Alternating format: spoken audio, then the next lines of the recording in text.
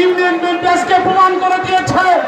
আজকে চাঁদপাহাড়ের মাটি, ধানের শীষের ঘাঁটি, আজকে চাঁদপাহাড়ের মাটি, তুহিন ভাইয়ের ঘাঁটি, আজকে চাঁদপাহাড় বিএনপি প্রমাণ করে দিয়েছে। সংগ্রামী সাথী বন্ধুরা, 12 তারিখের নির্বাচনে আমরা সবাই ঐক্যবদ্ধভাবে তুহিন ভাইকে বিপুল ভোটে জয়যুক্ত করবেন এবং ভাঙুরায় আমরা কমপক্ষে 15 থেকে 20,000 ভোটে তুহিন ভাইকে ধানের শীষে জয়যুক্ত করবো, এই আশাবাদ ব্যক্ত করে আমার কথা এখানে শেষ করছি। আল্লাহ হাফেজ। এ পর্যায়ে আজকের সভার সভাপতি, আজকের নির্বাচনী পরিচালনা কমিটির সভাপতি আমাদের স্নেহবদ্ধ বোন অ্যাডভোকেট আরিফা সুলতানা মাহরুমাকে সংক্ষিপ্ত বক্তব্য রাখার জন্য অনুরোধ করি। বিসমিল্লাহির রহমানির রহিম। চাঁদপাহাড় উপজেলা ও পৌর বিএনপি ও অঙ্গ সহযোগী সংগঠন কর্তৃক আয়োজিত আজকের এই নির্বাচনী বিশাল জনসভা, সম্মানিত সভাপতি, মঞ্চে উপবিষ্ট আছেন প্রধান অতিথি হিসেবে চাঁদপাহাড় ভাঙড়া ফরিদপুরের আগামী দিনের আশা আকাঙ্ক্ষার প্রতীক, উন্নয়নের প্রতীক, দেশ বরেণ্যের কৃষিবিদ হাসান জাফর তুহিন। মঞ্চে উপবিষ্ট আছেন কেন্দ্রীয় নেতৃবৃন্দ এবং সামনে আমার উপস্থিত আমার চাঁদপাহাড়ের সকল পর্যায়ের ভাই বোনেরা, সবাইকে জানাই ধানের শীষের শুভেচ্ছা।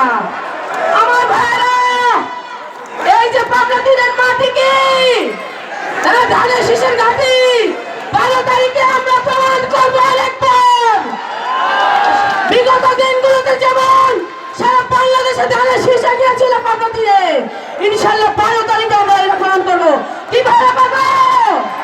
12 তারিখ সারা দিন, 12 তারিখ সারা দিন। ধন্যবাদ অ্যাডভোকেট আরিফা সুলতানা মাহরুমাকে।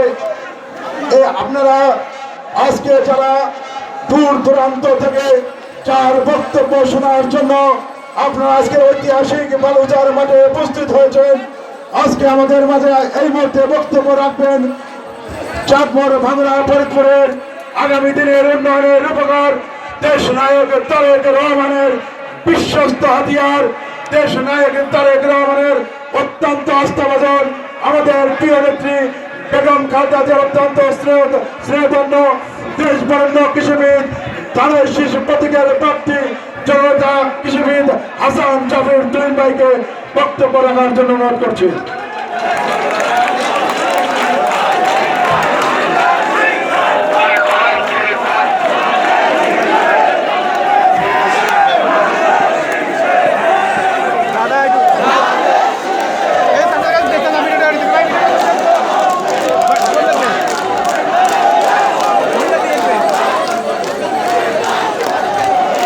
কথা বলা যাবে না, প্লিজ।